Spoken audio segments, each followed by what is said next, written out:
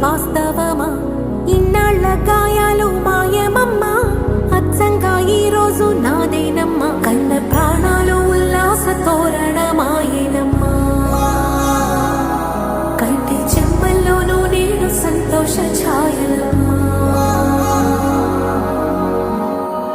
నమ్మలేని కలలు నిలిచే కనుల ముందే